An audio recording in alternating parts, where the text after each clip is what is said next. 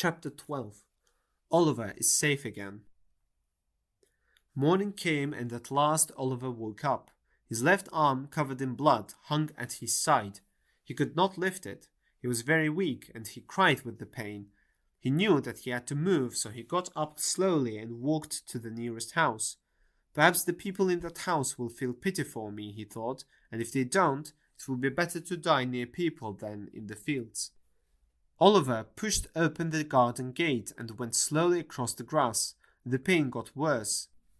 He climbed the steps, knocked at the door, and then fainted again.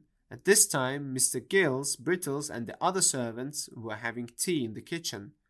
Mr. Giles was telling the servants what had happened in the night. Suddenly there was a noise outside. The cook screamed. "That was a knock," said Mr. Giles. "Open the door, somebody." Nobody moved. "It seems a strange time to knock," said Mr. Giles. "Open the door, Brittles. We will stand near you." They walked forward slowly towards the door. Brittles opened it, and there was poor little Oliver Twist. "A boy!" cried Mr. Giles. He pulled Oliver into the hall. "Here is one of the thieves, madam," he shouted up the stairs. "I shot him, madam." "Giles," said the sweet voice of a young lady at the top of the stairs. "Is the poor man hurt?" "I think he's dying," shouted Brittles. "Would you like to come down and look at him, miss?" "Please be quiet," said the young lady. "I will speak to my aunt and ask her what to do." She soon returned and said, "Carry the thief to Mr. Gill's room. Brittles must go to the town for the doctor." Some time later, a carriage stopped outside the gate. A fat gentleman jumped out, ran into the house, and came quickly into the room. "This is terrible," he cried as he shook hands with the ladies. "My dear Mrs. Maylie, in the silence of the night, and you too, Miss Rose, terrible." "We're all right, Dr. Losberne," said Rose, "but there is a poor man upstairs that my aunt wishes you to see." "Yes, Brittles told me," said Dr. Losberne. "You shot him, Giles. Where is he? Show me the way." The doctor stayed in Mr. Gill's room for more than an hour. His bag was brought up from the carriage. A bedroom bell was rung very often, and the servants ran up and down the stairs all the time. At last Dr. Losberne returned to the two ladies. "This is a very strange thing, Mrs. Maylie," he said. "He isn't in danger, I hope," said the old lady. "No," replied the doctor. "Have you seen this thief?" "No," replied the old lady. "I was going to tell you about him when the doctor came in, madam," said Mr. Giles.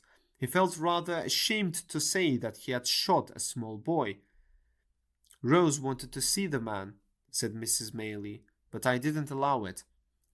"There is nothing to be afraid of," said the doctor. "He is quite uncomfortable now.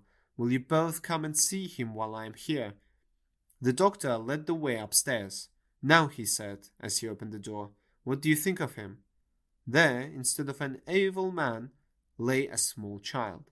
He was weak with pain and was in deep sleep. His arm rested across his chest, his head lay on his other arm, and his hair was spread over the pillow. They looked at him in silence. Then the younger lady bent over him. As she brushed back Oliver's hair, her tears fell on his face. Oliver moved and smiled in his sleep. "What can this mean?" said the older lady. "I cannot believe that this poor child was one of thieves." "Who can say?" answered the doctor. "But such an early age," cried Rose. "Has he ever known a mother's love or the happiness of a comfortable home? Oh, aunt, dear aunt, don't let them take this sick child to prison." "My dear love," said the old lady, "of course not." Hour after hour passed, and in the evening Dr. Losberne told the ladies that Oliver was able to talk to them. Their talk was a long one. Oliver told them the story of his life. He was often forced to stop because of the pain and his weak condition.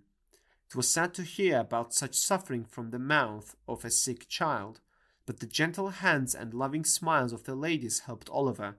He felt calm and peaceful and happy. Oliver was quite ill and weak.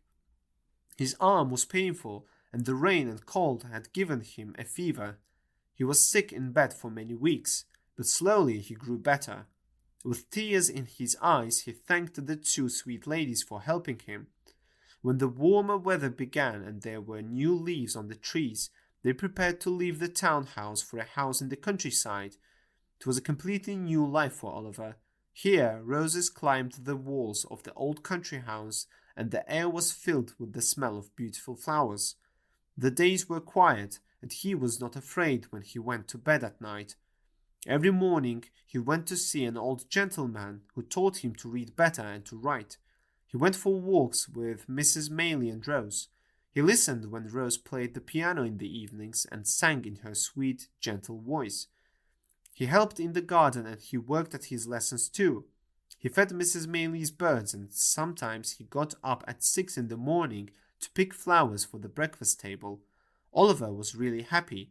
The ladies looked after him so well and he loved them with all his heart.